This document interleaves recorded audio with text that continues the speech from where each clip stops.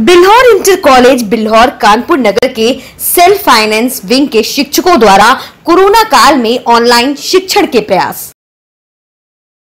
Corona से लड़ेंगे भी, ऑनलाइन पढ़ेंगे भी। नमस्कार। कक्षा 11-12 सामान्य हिंदी के छात्रों के लिए आज की कक्षा प्रारंभ होती है।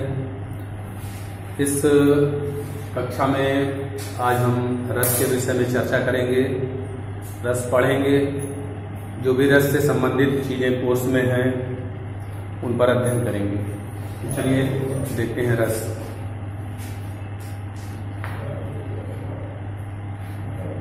भरत मुनि ने जो रस की परिभाषा दी है वो हिंदी के अनुसार विभाव, अनुभाव, संचारी भाव के संयोग से रस की उत्पत्ति होती है। उन्होंने 8 रसों का प्रादुर्भाव माना है कि काव्य में 8 रस होते हैं, किंतु कालांतर में 9 रसों की कल्पना की गई।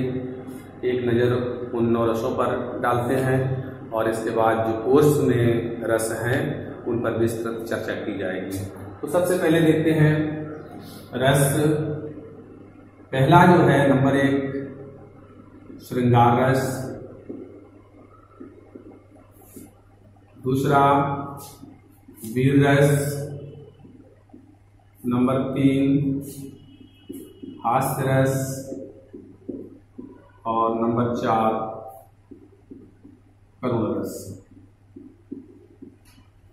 इसके अलावा एक रस शांत रस है। कक्षा 11 और 12 सामान्य हिंदी के अंतर्गत केवल 5 रसों पर ही चर्चा करनी है, इसलिए हम फिलहाल केवल 5 रसों पर चर्चा करेंगे। तो इनके स्थायी भाव जो हैं वो पहले समझना होगा और याद भी रखना होगा। तो श्रृंगार रस का स्थायी भाव रति होता है, ये रस का नाम है और ये उसका स्थायी भाव।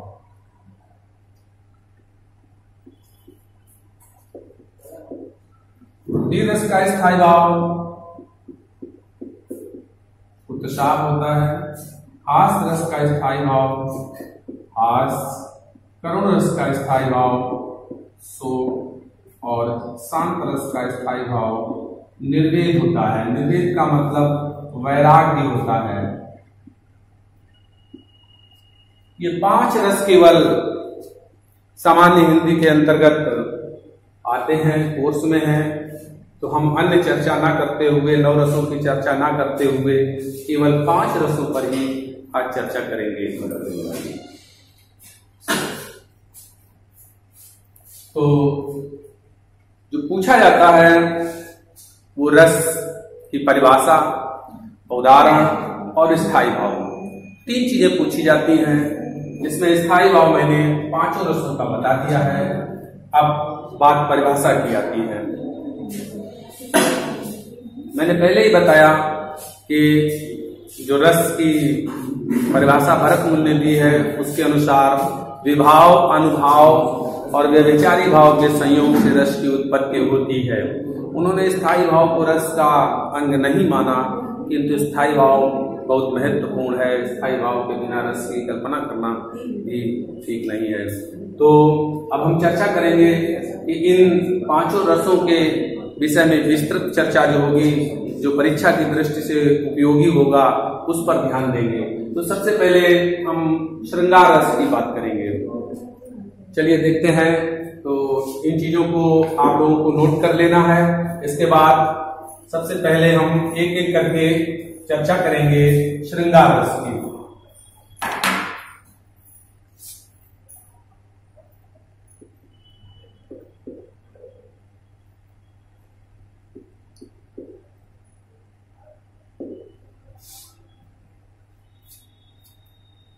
नाट्य शास्त्र के हिसाब से जो परिभाषा बनती है, अगर उस हिसाब से हम चर्चा करें तो एक सरल परिभाषा आती है कि जब विभाव, अनुभाव और संचारी भाव के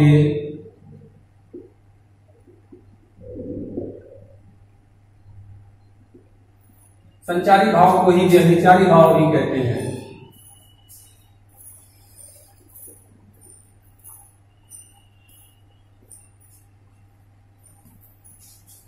संचारी भाव या व्यभिचारी भाव के संयोग से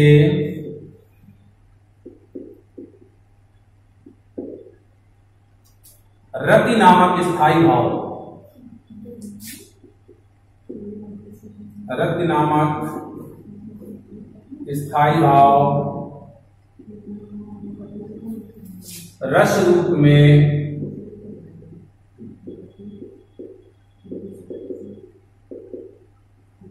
परिणत होता है।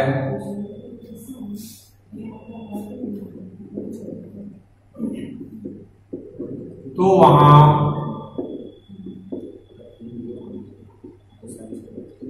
श्रृंगार रस होता है। ये एक सरल परिभाषा बन जाती है श्रृंगार रस की कि जब विभाव, अनुभाव और संचारी भाव या व्यभिचारी भाव के संयोग से रति नामक स्थायी भाव रस रूप में परिणत होता है तो वहां श्रृंगार रस होता है। श्रृंगार रस के दो भेद होते हैं। एक होता है, अगर इसके भेद की चर्चा करें तो इसके भेद होते हैं, एक संयोग श्रृंगार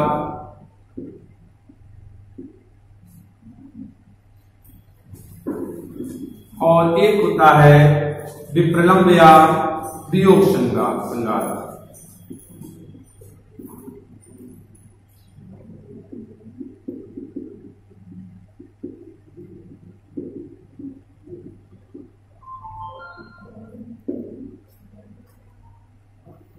मतलब इसका यह हुआ कि जब नायक और नायिका के मिलन दशा का वर्णन होता है तो वहां पर संयोग श्रृंगार होता है, और जब नायक और नायिका एक दूसरे से दूर होते हैं ऐसी स्थिति में जब इन व्यापारों के माध्यम से रति नामक स्थायी भाव उत्पन्न होता है तो वहां पर विप्रलंब या वियोग श्रृंगार होता है। तो ये चीज आपको याद रखने वाली चीज है। थोड़ी सी हम चर्चा विभाव, अनुभाव और संचारी भाव पर भी करेंगे, तो उस पर चर्चा करने के बाद फिर इसका उदाहरण प्रस्तुत किया जाएगा। तो विभाव क्या होता है? विभाव, अगर हम विभाव पर ध्यान दें तो विभाव के दो रूप हो जाते हैं। एक होता है आलंबन और दूसरा होता है उद्दीपन। आलंबन के पुनः हम दो भेद कर देते हैं, एक आश्रय और दूसरा होता है विषय। तो इस पर थोड़ा ध्यान देने की जरूरत है कि जो आलंबन के दो भेद होते हैं, आश्रय और विषय। आश्रय का मतलब यह होता है जिसके मन में रति उत्पन्न होता है, जिसने दृश्य को देखा, और दूसरा जो विषय होता है वो सामने वाला जो दृश्य होता है, जिस दृश्य को देखा जाता है वो विषय होता है। अगर हम उदाहरण की चर्चा करें तो जैसे कि शकुंतला और दुष्यंत की प्रेम कहानी पर अगर थोड़ी सी चर्चा करें कि तालाब के किनारे या सरोवर के किनारे शकुंतला पुष्प तोड़ रही थी, तो वहां पर जब दुष्यंत पहुंचते हैं, उनको देखते हैं, तो वहां पर क्योंकि दुष्यंत ने शकुंतला को देखा तो जो रस उत्पन्न हुआ, जो रति उत्पन्न हुई वो आश्रय यानी कि दुष्यंत के हृदय में उत्पन्न हुई, इसलिए आश्रय दुष्यंत हुए। और विषय उन्होंने चूंकि शकुंतला को देखा और शकुंतला के प्रति प्रेम उत्पन्न हुआ, रति उत्पन्न हुआ, इसलिए विषय जो था वो शकुंतला हो गई। इसके बाद उद्दीपन की बात आती है, तो उद्दीपन वो होता है जो उस दशा को, उस स्थिति को और प्रेशराइज कर दे, मतलब उसको बलवती बना दे, उस रस को और मजबूत कर दे। तो उद्दीपन में अगर उसी की चर्चा करें तो वहां तालाब में खिले हुए पुष्प, बगीचे आदि आदि, पक्षियों का कोलाहल, ये श्रृंगार को और बढ़ा रहे हैं, मजबूती दे रहे हैं। तो ऐसी स्थिति में उद्दीपन भी आपकी समझ में आ गया होगा। आश्रय, आलंबन, ये जो आश्रय और विषय है आलंबन के, दोनों चीजें, और उद्दीपन, ये सब मिला करके विभाव बनता है। इसके बाद में दूसरी चीज आती है अनुभाव। अनुभाव वो होता है कि जब आश्रय ने विषय को देखा और इसके बाद जो वातावरण की तरफ से जो उद्दीपन प्रस्तुत हुआ, जिसने उस वातावरण को और मजबूत कर दिया, उस रस को और मजबूती प्रदान की, तो वो विषय हो जाता है। इसके बाद उस आश्रय के मन में भाव कैसे उत्पन्न होते हैं। जो भाव उत्पन्न होते हैं वो मूल रूप से 2 प्रकार के माने जाते हैं। कुछ लोग 4 प्रकार के भी बताते हैं, लेकिन मूल रूप से 2 प्रकार के होते हैं। अनुभव जो होते हैं उसमें नंबर 1 पर कायिक आता है, और दूसरा जो होता है वो सात्विक होता है। कायिक अनुभव होता है जो आश्रय के द्वारा उस स्थिति में, अनायास की स्थिति में किया जाने वाला कार्य जो है। उदाहरण के लिए अगर हम करुण रस से बात करें तो जो दृश्य, अगर किसी का एक्सीडेंट होता है या कोई दुर्घटना होती है, तो जो व्यक्ति उस स्थिति को देख रहा होता है तो वो अनायास बिना कुछ सोचे समझे उसको उठाने की चेष्टा करने लगता है, तो वो कायिक हो जाता है। मतलब काया के द्वारा जो अनुभव किया गया है वो कायिक हो जाता है। और सात्विक अनुभव 8 प्रकार के माने जाते हैं, इनकी संख्या 8 मानी जाती है। इसके 8 प्रकार होते हैं जो अपने आप उत्पन्न होते हैं। मन में जो ऐसे अनुभव जो अपने आप उत्पन्न होते हैं, जैसे किसी घटना को देख करके अश्रु आ जाना, तो अश्रु कोई व्यक्ति किसी कारणवश नहीं लाता है, उसके अपने आप वो आ जाते हैं। या स्तब्ध रह जाना, पसीना आ जाना, रंग पीला पड़ जाना, ये आदि आदि 8 प्रकार के सात्विक अनुभव जो होते हैं। सात्विक अनुभव का मतलब होता है ऐसे अनुभव जो स्वयं अपने आप आ जाए, उनके लिए कोई कार्य ना करना पड़े, तो ये अनुभव होते हैं। ये दोनों चीजें जब इकट्ठी होती हैं तो इसके बाद थोड़ी थोड़ी देर के लिए, क्षण भर के लिए संचारी भाव आते हैं। संचारी भाव की जो संख्या होती है, संचारी भाव की संख्या 33 मानी जाती है। संचारी भाव जो होते हैं वो 33 होते हैं। वो क्षण भर के लिए मन में आते हैं और वो चले जाते हैं। जैसे हर्ष, विषाद आदि आदि अलग अलग रस के माध्यम से अलग अलग तरीके हैं, तो वो आते हैं, चले जाते हैं। ये सारी चीजें जब इकट्ठी हो जाती हैं, विभाव, अनुभाव और संचारी भाव, इसके बाद क्या होता है, एक लंबे समय के लिए एक मन में विचार उत्पन्न होता है, वही स्थायी भाव कहलाता है, जो स्थायी रूप से मन में विद्यमान हो जाता है। तो वो स्थायी भाव, अगर हम श्रृंगार रस की बात करें तो वो रति बन जाता है। तो रति स्थायी भाव जो बनता है, रति से ही श्रृंगार की उत्पत्ति होती है। जब रति स्थायी भाव बनकर के उभरता है या तो उसमें श्रृंगार रस बन जाता है। ऐसी स्थिति में अगर हम श्रृंगार रस की परिभाषा देखेंगे तो इन तीनों चीजों को अगर मिला के देखें, जब विभाव, अनुभाव और संचारी भाव या व्यभिचारी भाव के संयोग से रति नामक स्थायी भाव रस रूप में परिणत होता है, तो वहां श्रृंगार रस होता है। तो ये सारी चीज श्रृंगार रस से संबंधित, संपूर्ण रसों से संबंधित ये चीजें आती है कि विभाव, अनुभाव और संचारी भाव। बाकी परिभाषा जो है, लगभग परिभाषा यही सभी रसों में रहेगी। अगर हम इसको श्रृंगार रस को बदल दें, इसको वीर रस में करना चाहें, यहाँ पर वीर रस करेंगे तो परिभाषा बदल जाएगी। विभाव, अनुभाव और संचारी भाव के संयोग से जब उत्साह नामक स्थायी भाव रस रूप में परिणत होता है तो वहां वीर रस हो जाता है। मात्र हमें केवल इतना परिवर्तन करना पड़ेगा, जब स्थायी भाव हमारा बदल जाएगा तो रस बदल जाएगा। बाकी सब परिभाषा के कॉमन पॉइंट जो है वही बने रहेंगे। इसलिए इस पर विशेष ध्यान देने की जरूरत है कि परिभाषा ऐसी रखी जाए जो एक परिभाषा से हमें 5 रस पढ़ने को मिल जाए। जो 5 रस हमारे कोर्स में है वो सारी चीजें एक साथ समझ में आ जाए। अब हमें केवल इनके उदाहरण और याद करने की आवश्यकता रह जाती है। ये तीनों चीजें समझ में आ गई होंगी आप लोगों के कि विभाव में आलंबन और उद्दीपन होता है। आलंबन में आश्रय और विषय होता है। आश्रय का मतलब देखने वाला और विषय मतलब जिस चीज को देखा जाए। उद्दीपन उस वातावरण को जो उस समय घटित हो रहा है, उस घटना को और अधिक बल प्रदान करने के लिए जो आसपास की जो प्राकृतिक चीजें हैं उसको जो उद्दीपित करती हैं, उनके माध्यम से उद्दीपन बनता है। तो ये विभाव संपूर्ण बन जाता है इससे। और अनुभाव में 2 मैंने बताए कि कायिक और सात्विक अनुभाव। कायिक अनुभाव वो होते हैं जो मनुष्य अपने शरीर के द्वारा कार्य करता है, वो कायिक होते हैं। और जो अपने आप शरीर से होने लगता है उसको सात्विक कहते हैं। वो 8 प्रकार के होते हैं। अश्रु आना, स्तंभ हो जाना, रंग पीला पड़ जाना, पसीना आना आदि चीजें, प्रलय आदि चीजें आती हैं। ये 8 प्रकार के सात्विक होते हैं। संचारी भाव, क्षण भर के लिए कोई ऐसा भाव आता है कि वो आकर के और तुरंत चला जाए, ऐसी स्थिति में ये 33 प्रकार के होते हैं। कवि देव ने 34वां भी कल्पना की है कि छल एक, और उन्होंने बताया है कि एक संचारी भाव छल भी होता है। तो उस छल की चर्चा भी होनी आवश्यक है। मतलब 33 और एक 34 होते, लेकिन अभी तक जो पूर्ण मान्यता है वो 33 को ही मान्यता दी जाती है। कभी भी विचारी भाव या संचारी भाव की संख्या पूछी जाती है तो उन्हें 33 ही माना जाता है। इस तरह से रस की परिभाषा बन जाती है। अब हम इसमें थोड़ा सा एक उदाहरण देते हैं, इस श्रृंगार रस का उदाहरण।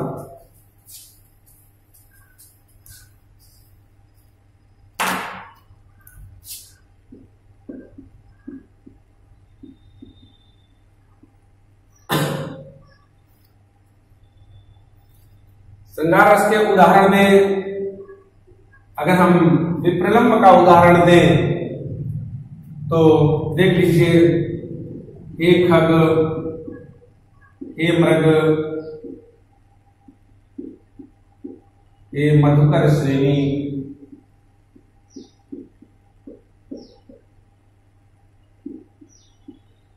तुम देखी सीता मृग नहीं। कुछ लोग इसको करुण रस का उदाहरण भी मान लेते हैं, लेकिन इसमें स्पष्ट है कि श्री राम सीता की खोज में है, सीता के विरह में है। तो जब विरह में है तो वियोग श्रृंगार ही बनता है। पशु पक्षियों से पूछते घूम रहे हैं कि क्या आपने मृग के समान नेत्रों वाली सीता को देखा है। तो इस तरह से उनके अंदर रति उत्पन्न हो रहा है सीता के प्रति, और इसीलिए वो विप्रलंब या वियोग श्रृंगार का उदाहरण होता है। और बहुत से उदाहरण जो पुस्तकों में दिए गए हैं, यहाँ सारी चीजें बताना संभव नहीं है, इसलिए किताब के माध्यम से, पुस्तक के माध्यम से अन्य उदाहरणों की भी चर्चा कर लेनी चाहिए। पुनः अगर हम अगले रस की चर्चा करें तो वीर रस होगा। जब हम वीर रस की चर्चा करेंगे तो केवल इतना परिवर्तन यहां पर करना पड़ेगा, हमें जो स्थायी भाव है वो उत्साह कर देना है। बाकी परिभाषा बिल्कुल वैसी ही बनी रहेगी और श्रृंगार रस की जगह पर वो वीर रस हो जाएगा।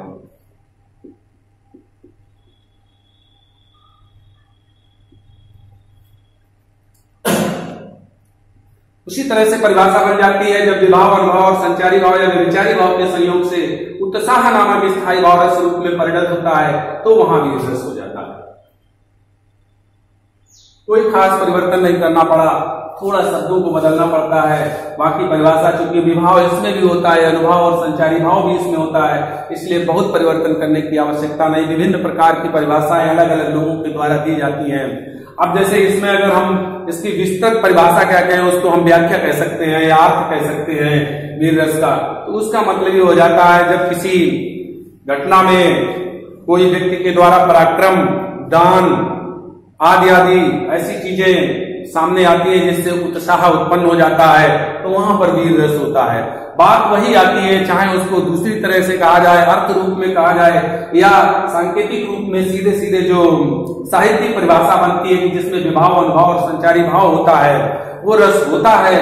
तो विभाव, अनुभव और संचारी भाव ऐसा जिससे उत्साह उत्पन्न हो जाए तो वो वीर रस हो जाएगा।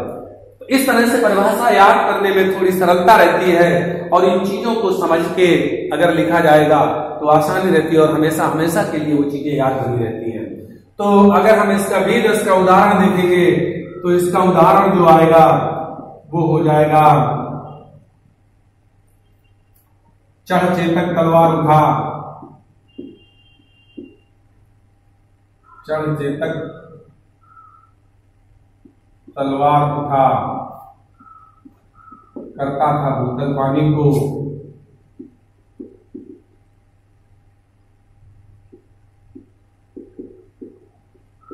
राणा प्रताप सरकार काट,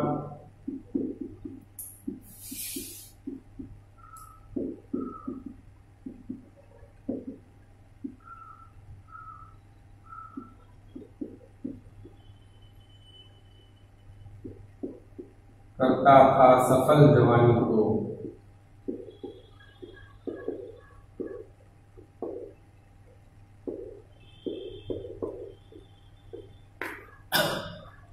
इसमें देखिए उत्साह उत्पन्न हो रहा है। जब चेतक तलवार उठा करता था भूतल पानी को, राणा प्रताप सर काट काट करता था, राणा प्रताप सिर काट काट करता था सफल जवानी को। राणा प्रताप की वीरता का वर्णन है यहाँ पर। तो राणा प्रताप की जब वीरता का वर्णन है तो उत्साह उत्पन्न हो रहा है, और अगर उत्साह उत्पन्न हो रहा है तो वो वीर रस हो जाता है। तो ये वीर रस की परिभाषा हो जाती है। इसको याद रखना है। 5 रस है, हमें पांचों रसों को गंभीरता के साथ तैयार करते रहना है ताकि ये परीक्षा में कोई गलती ना होने पाए। इसके बाद तीसरे रस की जब चर्चा करेंगे तो तीसरा रस इसमें आएगा करुण रस।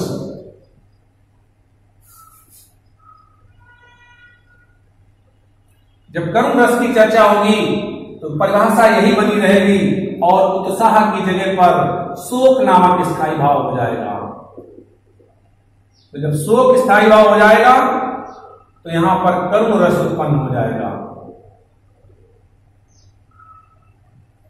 अब इसमें उदाहरण हमें करुण रस का लिखना होगा कि करुण रस क्या होता है।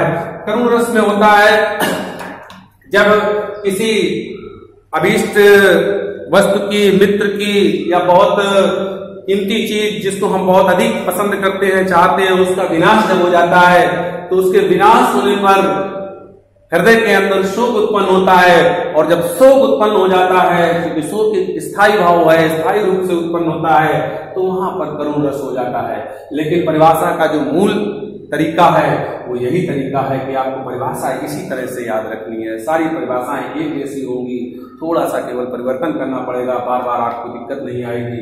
इस परिभाषा से संपूर्ण चीजें समझ में भी आती हैं, इसलिए हमें इसी तरह की परिभाषा याद रखनी है। तो इसका भी हम उदाहरण देखते हैं। अभी तो मुकुट बना था माथ, अभी तो मुकुट बंधा था माथ, हुए कल ही हल्दी के हाथ।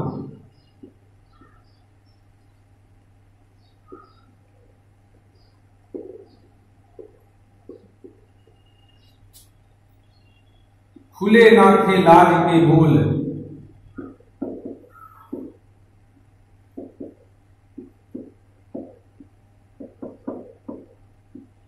खिले थे चुम्बन शून्य कपूल।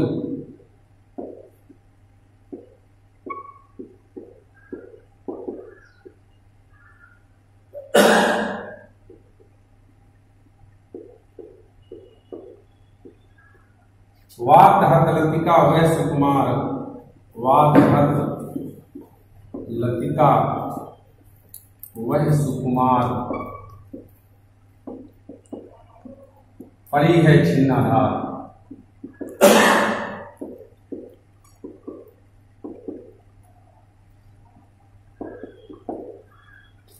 तो ये चीज, ये उदाहरण जो है ये आपका करुण रस का है कि अभी तो मुकुट बंधा था माथ, हुए कभी हल्दी के हाथ, खुले ना थे लाज के बोल, खिले थे चुंबन शून्य कपोल।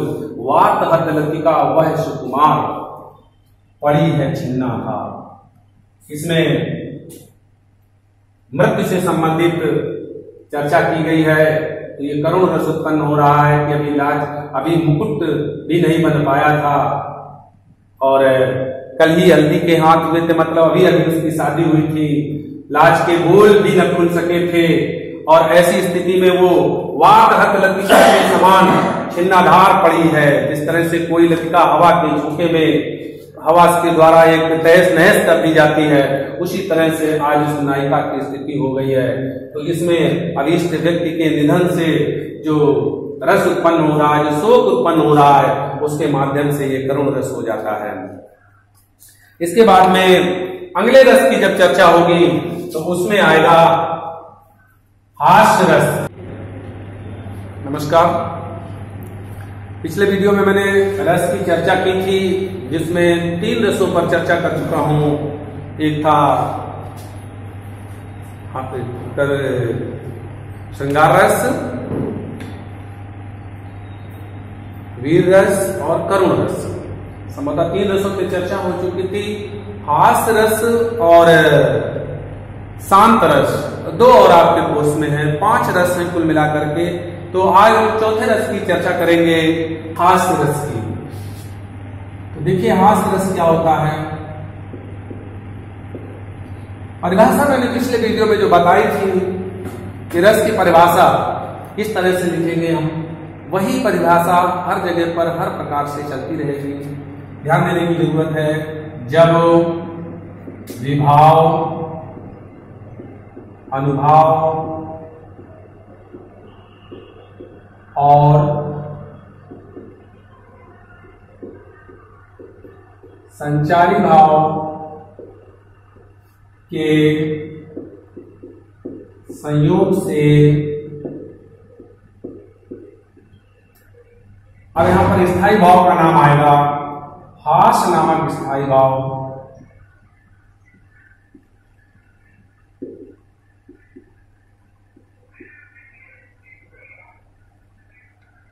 रस रूप में परिणत होता है।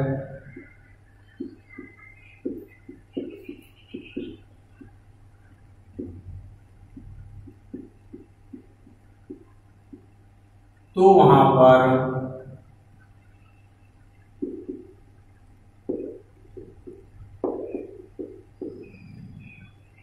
हास्य रस होता है।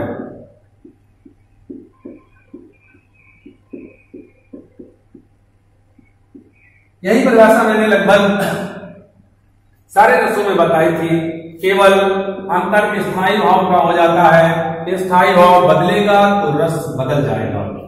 अगर स्थायी भाव हास होगा तो रस हास्य हो जाएगा। स्थायी भाव शोक है तो रस करुण हो जाएगा।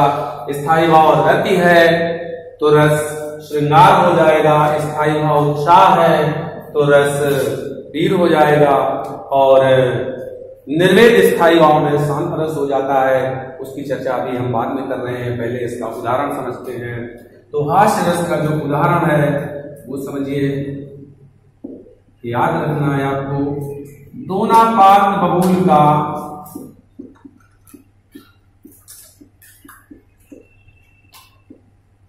तावे तनी किसान,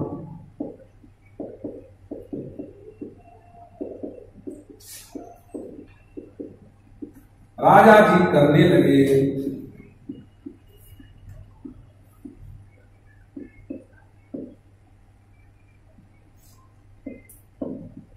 छठे छमाई दान।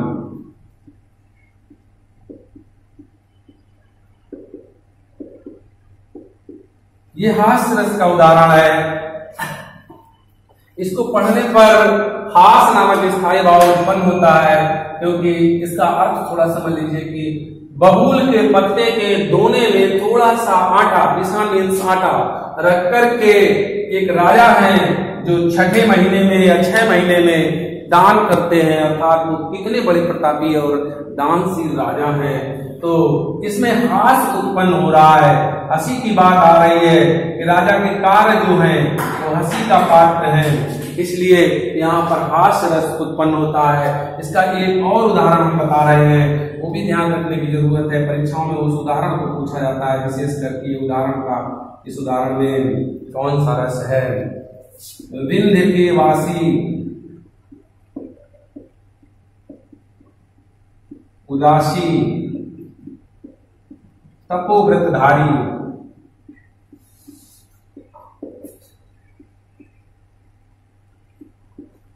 तपोव्रतधारी महाबिनु नारी दुखारे,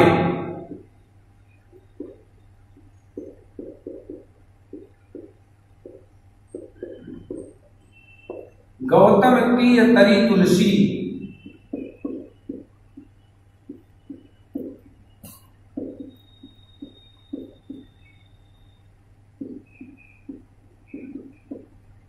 गौतम प्रिय तरी तुलसी सुकथा, सुकथा सुनि भय मुनि वृंद सुखारे।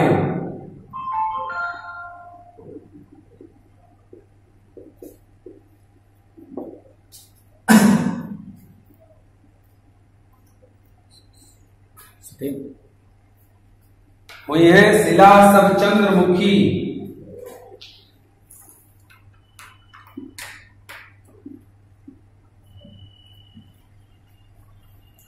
हुई है शिला सब चंद्रमुखी,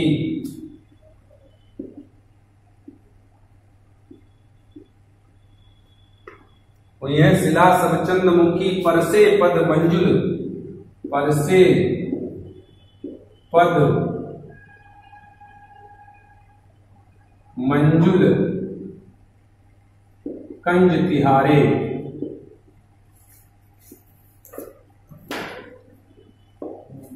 कीनी भली रघुनायक जू,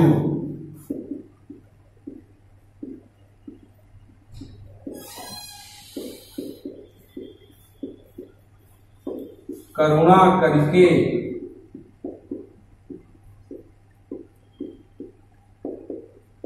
कानन पग धारे। यह भी उदाहरण बहुत महत्वपूर्ण है, बहुत प्रसिद्ध उदाहरण हास्यरस का है कि विंध्य के वासी जो तपोव्रतधारी महर्षि लोग हैं, जो मुनि लोग हैं, वो बिना स्त्री के दुखी हैं, उनके पास स्त्रियां नहीं हैं।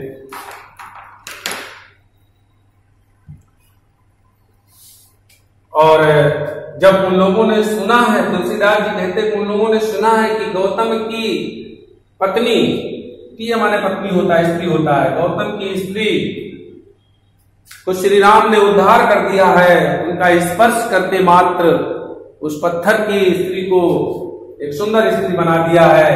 ऐसी कथा जब उन मुनियों ने सुनी है तो बड़ा सुखी हो गए हैं वो, और मन में विचार कर रहे हैं, चर्चा कर रहे हैं कि हुई है शिला सब चंद्रमुखी। अब तो सारे शिला जो विंध्य पर्वत पर है, जो विंध्याचल पर जो पत्थर बने पड़े हुए हैं, उन पर वो सारे शिला चंद्रमुखी हो जाएंगे अगर श्री राम उनको अपने पैरों से, अपने सुंदर कमल रूपी चरणों से स्पर्श कर लेंगे तो वो सारे शिला जो हैं, सारे पत्थर जो हैं, सुंदर स्त्रियों में बदल जाएंगे। और प्रत्येक मुनि को जिनके पास स्त्रियां नहीं हैं, उनको एक एक स्त्री मिल जाएगी। ऐसा सोच करके सब प्रसन्न हैं और कह रहे हैं कीनी भली रघुनायक जू, करुणा करके कानन पगधारे। रघुनायक ने अर्थात श्री राम जी ने बहुत अच्छा किया है जो हम लोगों पर करुणा करके यहाँ पर जंगल में वो आए हैं, तो हम लोगों की समस्या का समाधान हो जाएगा। तो ये सारा दृश्य बता रहा है कि यहाँ पर हास उत्पन्न हो रहा है। तो जब हास उत्पन्न हो रहा है, हास नामक स्थायी भाव उत्पन्न हो रहा है, तो वो रस में बदल रहा है, और रस जो आ रहा है वो हास्य रस आ रहा है। ऐसी स्थिति में ये दोनों उदाहरण आपको याद रखने हैं हास्य रस के। इसके बाद में एक रस और बचता है, उसकी भी चर्चा करना आवश्यक है, और वो रस है शांत रस।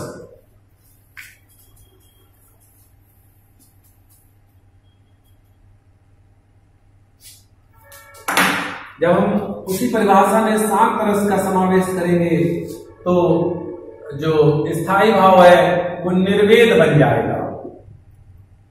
निर्वेद शांत रस का स्थायी भाव होता है, इसीलिए मैंने बताया था कि निर्वेद को वैराग्य भी कहते हैं। ऐसी स्थिति विभाव उद्भाव और संचारी भाव के माध्यम से एक ऐसी स्थिति आ जाए कि जब एक निर्वेद रूप उत्पन्न हो जाए, यानी कि वैराग्य उत्पन्न होने लगे इन चीजों को देख करके, पढ़ करके, तो वहां पर शांत रस हो जाता है। जैसे उदाहरण अगर हम इसका देखेंगे तो होगा अबलो नसानी अपना नसैनो।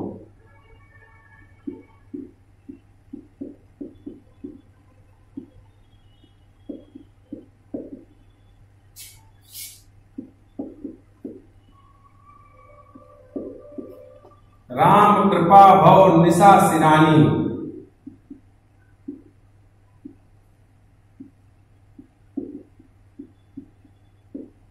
जागे फिर न डसैयो।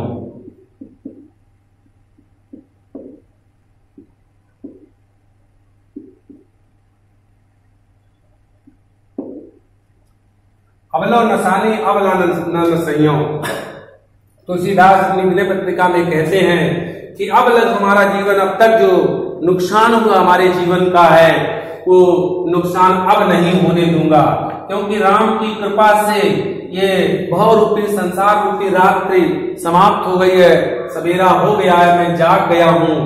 अब पुनः मैं उस स्थिति में नहीं जाना चाहता हूं, उस मायावी संसार में नहीं जाना चाहता हूं। मैं जान चुका हूं कि संसार की वास्तविकता क्या है। तो अर्थात उनके अंदर एक वैराग्य उत्पन्न हो रहा है, वो सांसारिक जीवन से मुक्त होना चाहते हैं। ऐसी स्थिति में इस बात को जब कहा जाएगा तो ये शांत रस का उदाहरण बन जाता है। तो इस तरह से छात्रों, पांचों रसों की हमने चर्चा 2 वीडियो में कर चुके हैं। 3 रस पहले बताए थे और 2 रस इस वीडियो में बताए हैं। 5 रस ही आपके कोर्स में है, वैसे रस 9 होते हैं, लेकिन आपके कोर्स में केवल 5 रस है।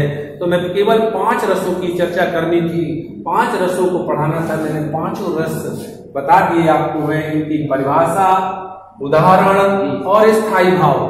3 चीजें आपको याद रखनी है। परिभाषा का केवल एक क्रम है, अगर ये क्रम याद रखोगे तो ये हमेशा काम आएगा। अगर आप विभाव अनुभाव नहीं जानते हैं तो केवल एक रटे रटाए रूप में लिख सकते हैं, भविष्य में आपको परेशानी हो सकती है। इसलिए विभाव को समझिए, अनुभाव को समझिए, संचारी भाव को समझिए। इन चीजों को जब आप समझ जाएंगे तो रस आपके मन में अच्छी तरह से बैठ जाएगा, आप उसको अच्छी तरह से याद रख सकेंगे। और उदाहरण पर भी ध्यान देने की जरूरत है, हर चीज के उदाहरण आपको आने चाहिए।